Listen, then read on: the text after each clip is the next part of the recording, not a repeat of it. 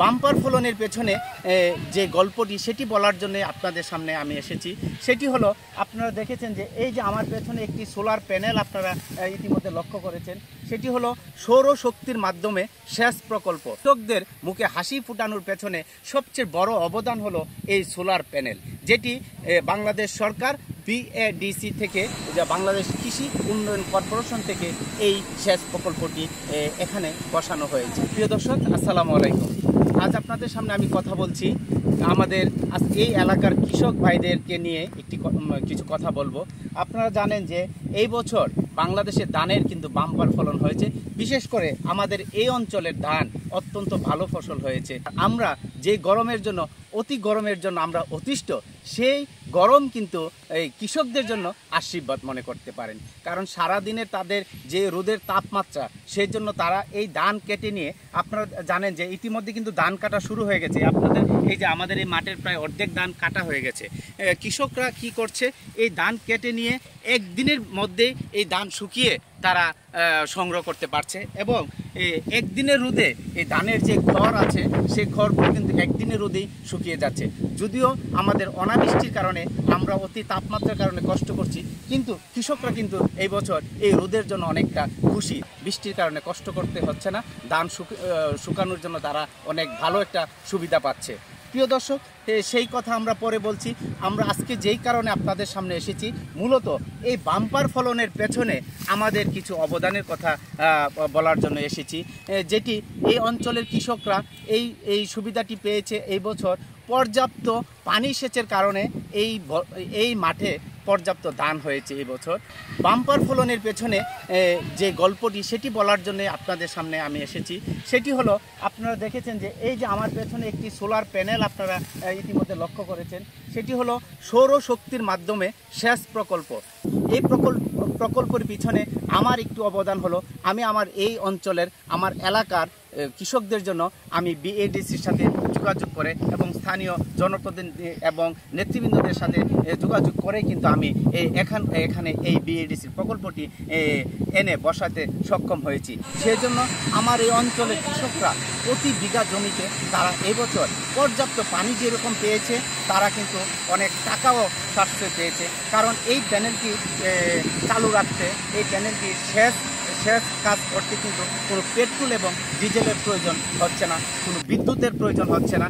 এটি সৌরশক্তির মাধ্যমে, সূর্যের তাপের মাধ্যমে এখানকার এই মোটরটি সবসময় চালু থাকে, সারাদিন চালু থাকে।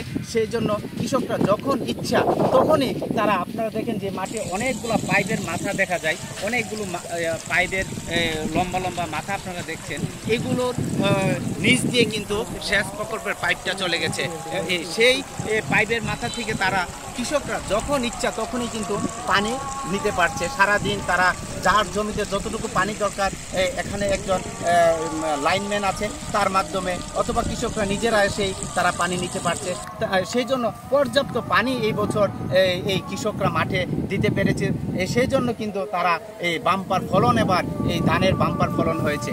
এর জন্য আমি বাংলাদেশ সরকারকে ধন্যবাদ জানাই, বাংলাদেশ কৃষি উন্নয়ন কর্পোরেশনের কর্মকর্তাদেরকে, এবং আমার উপজেলার যে কৃষি কর্মকর্তা এবং মাঠকর্মী যারা আছেন তাদেরকেও আমি ধন্যবাদ জানাই, আমার এই অঞ্চলের কৃষকদের জন্য এই প্রকল্পটি ব্যবস্থা করে দেওয়ার জন্য। আরও একটি কথা, এই সেচ প্রকল্পটি আপনাদের এলাকায় বসানোর চেষ্টা করবেন। আপনাদের জনপ্রতিনিধি যিনারা আছেন, অথবা বিএডিসি অথবা কৃষি অফিসের সাথে যোগাযোগ করে আপনারা এই সৌর প্রকল্প সংগ্রহ করতে পারেন, আপনার এলাকায় এই প্রকল্পটি বসাতে পারেন।